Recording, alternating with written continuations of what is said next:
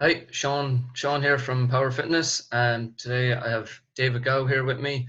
David is a physio, and he's just come back from traveling all over the world, and now he's stuck in the house in Knocknacarra. But we have him here on Zoom, so he's just going to tell us a bit about himself, and then we're going to get into suppose some coping mechanisms just to deal with this lockdown, and hopefully it can help. So, David, if you'd like to just give yourself a small little intro there. Thanks, Sean. Hi, everyone. First things, I suppose, a little bit about me. I was born in South Africa. I moved to Galway in 2002. Mother's from Wexford, and I went to the Bish in Galway in town, so I can consider myself now a Galway native. And when I finished in 2008, I went to Dublin, studied physiotherapy for 4 years. And in 2012, I worked about a year and a half there used to be a physio practice up in Drum. I was working with some sports teams, Salthill Devon, FC, Connacht under 18s for rugby, and a bit of private practice. And I kind of felt at that stage, just with the way the economy was back in 2012, I wanted to travel and see the world. So I went to New Zealand for 4 years, 2013, 2017, working in private practice, got some really good experience there. On my way home from New Zealand, I stopped off in India and I did my yoga teacher training as well, which was just another good feather in the cap, so to speak. And I was in Galway for I actually ended up going to the NHS up in Belfast for a year, and then I was in Galway for the last year. Most recently, I suppose, I went traveling in October for 5.5 months. Went through Southeast Asia, New Zealand, and also Brazil for the carnival. So that was an amazing experience. And so it's just an interesting perspective being traveling, and being able to take trains and buses and go everywhere, see people, hang out, go to parties, go to the carnival, which is thousands and thousands of people, and then to land in Ireland into a complete lockdown. The schools closed the next day, the pubs closed that weekend, Paddy's Day was cancelled, and I've been kind of like locked in. There's so many people that I wanted to see and go out and do things, and just hasn't been able. So it's really been a testing time, as it has been for everyone, and obviously not been able to work either, and just trying to think of ways of reaching people. And like Sean's been very, very inspiring for me at Power Fitness, going online. So I've also tried to make a step to go online, and I think it's important that we need to get online, and it's show our faces. And so it's great to be able to say that, yeah, made the jump, yeah. Exactly. Yeah, it's just, I suppose, getting the first step is the hardest, but you just have to kind of throw yourself into it. And I've gotten some physio sessions off you as well, and Yeah, true. Zoom, and it's really helped. It's as you know, people just need to do the exercises themselves. They just need that bit of accountability. Sure. I suppose, do you have any tips for Yeah, people? yeah, yeah. I suppose I think a big one for people, and the most common physiotherapy complaint or musculoskeletal complaint to the GP or physios is lower back pain. It affects everyone. The stats are crazy. 70 to 80% of people will have an episode of low back pain. I probably shouldn't be telling this from a physio point of view, but I'm going to tell you because I like to empower people. But most back pain will actually resolve on its own in 4 to 8 weeks if you can hang in there, But that's also 4 to 8 weeks of pain, So it's not exactly acceptable for a lot of people. So it's understandable that people go to the GP to get pain meds or anti-inflammatories, and then going on to physios as well. There's so much we can do for people to help, And obviously, I think the way physio and medicine has been lately, it's been like kind of you go to your doctor and you get a pill, and it's quite passive. You take the pill and then you get better. Whereas in physio, we're trying to empower you, and the same with things like personal training. You're trying to like teach someone how to manage their own thing. So I think that's a big thing about the change. There needs to be a shift from going passive to more of an active. I'm going to look after myself as well, and what I can do. So from like an online, obviously hands-on treatment at the moment is a little bit impossible with the lockdown. Pretty much the stats are saying about 80% of people will respond really well to online assessments, like through Zoom, and getting the right exercises, the right stretches, 80%. and just knowing. knowing what they can do and what they can't do, you know. And then there's definitely a 20% that need that hands-on treatment, that are really in a lot of pain. For those people, I suppose they'll just have to be like infection control measures in place, you know. But like moving away from that kind of stuff, I just wanted to kind of get the stats out there so people are a little bit more aware. There's so much you can do for low back pain at home, you know. There's so much. The top of the list is you need to be getting out for at least 30 minutes to 60 minutes walking. And if you're not getting out, doing that in the house, you know, some people are cocooning and they can't get out. So they probably think that they don't have any options. But as crazy as this might sound, doing laps of the house, you know, downstairs, upstairs, just getting the steps and make sure you're getting those 10,000 steps in every day. Yeah. You know, I have clients there, and even on Zoom when I'm doing a session with them, they're doing walking lunges up and down the house. I have a guy who's cocooning. I have one client he's only seen his wife in person in the last 2 months. Wow.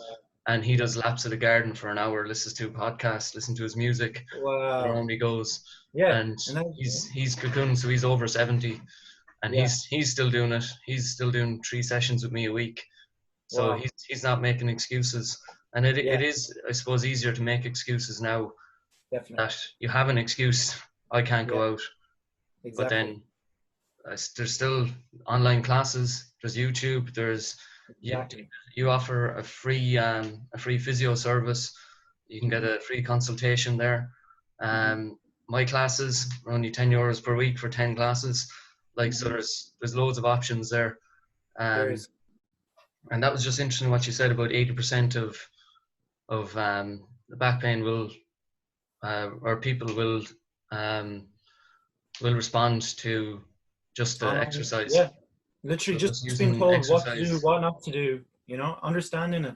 I suppose the big thing is you need to talk to that professional at the beginning, because you need to understand if the back pain is anything more serious. You know, sometimes we can have symptoms like pins and needles and numbness, and that's more scary stuff. That's stuff that's saying that okay, if there's a problem with, it's not necessarily a muscle, it could be a nerve or a disc, and if you don't listen to that, it's only going to get worse and worse and cause lots of problems down the line. So definitely need to talk to someone at the beginning. But 80% of people are gonna get better, you know, with doing some exercises, you know. And as you said as well, and I completely agree, there's a wealth of knowledge on YouTube. All you have to type in is beginners yoga, beginners Pilates, beginners anything, and you'll be able to do most of the stuff that's on there, you know. I even have a joke. There's like, you can type in beginners yoga, you know. It doesn't, that's like that level, you know. There's so much out there now. So much out there. Yeah. The classes that we teach every morning at 10 a.m. Monday to Friday are beginners. They're beginner yoga. You can obviously make it more difficult. It was a bit harder this morning. I felt it on the hips, but like again, there's chair yoga. There's chair exercises, standing yoga. Like you can just do your own static stretches, but again, obviously always consult a professional before you do it. But there's so much you can do on your own. And then I think a go-to for me then is like just familiarizing yourself with a couple of stretches that you can do if you do have a sore back, that you can do at home. That's what I would do if I had back pain now. There's a couple of things, you know, even lying on your back, hugging your knees into your chest. If you've got back pain, you'll get amazing relief from that stretch. You know, that's just one example. And then again, if you're worried that maybe your core is not strong, doing something like a plank, you know, on your forearms, just to get everything firing is so important, you know. You have some of them videos up on your Instagram page. That's literally it. That's literally it. I've only got about 12 posts up at the moment. I'm planning to keep adding to it and keep building it. But I've really tried to target like the big joints, the big problems, you know, the shoulder, the knee, the lower back, and I'm going to put up a video this week on the neck. And they're just simple stretches that people can do at home.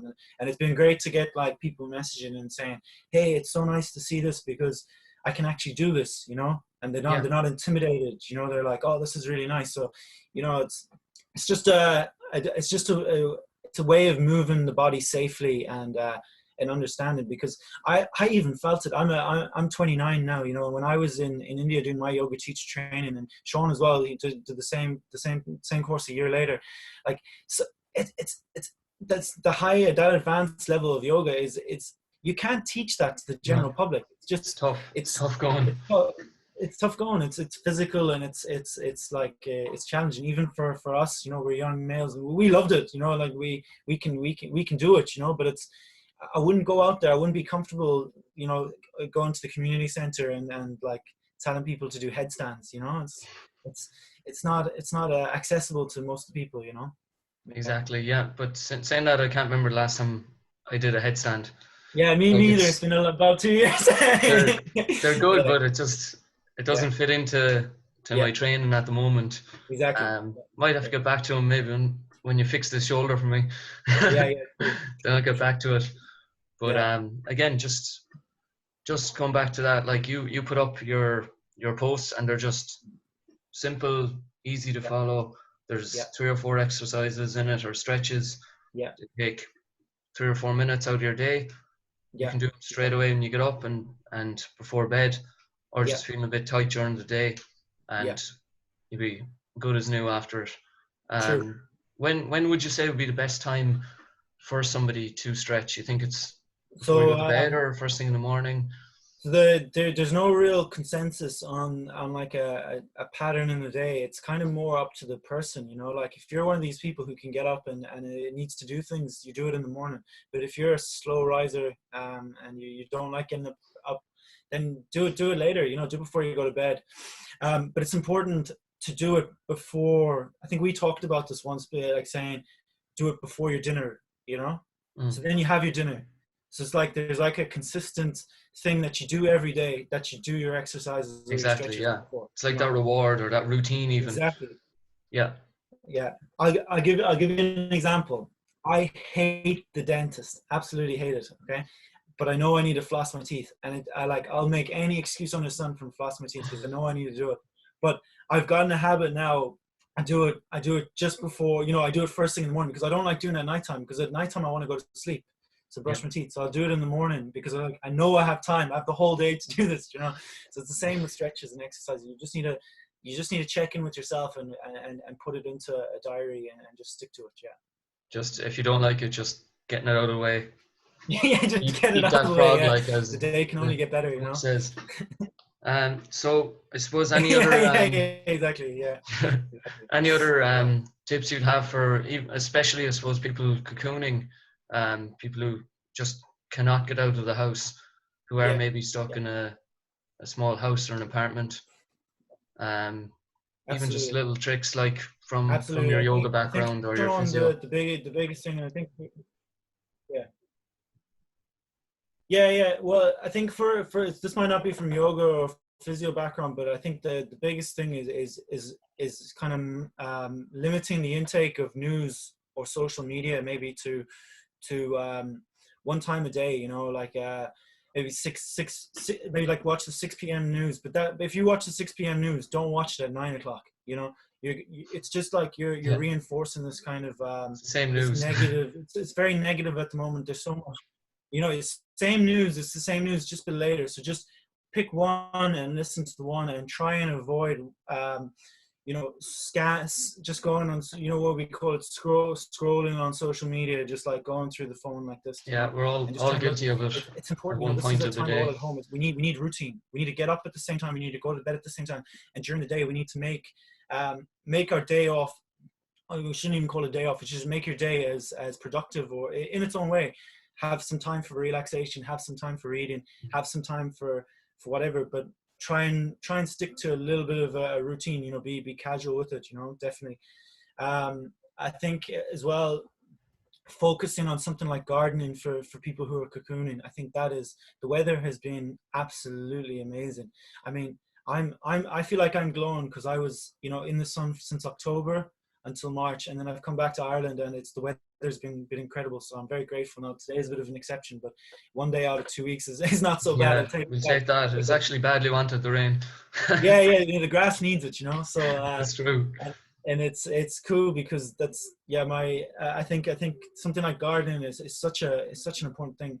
Again, if you don't have a garden and you're stuck in the house and you're old and you're you know, you're cocooning and you're feeling vulnerable, you know, there's, like we said earlier, like, getting walking in the house and just doing things in the house, maybe cleaning that attic that needs to be cleaned and stuff, so badly, or doing something in the house and that deep clean, that spring cleaning that it needs. I think that's a really good thing as well.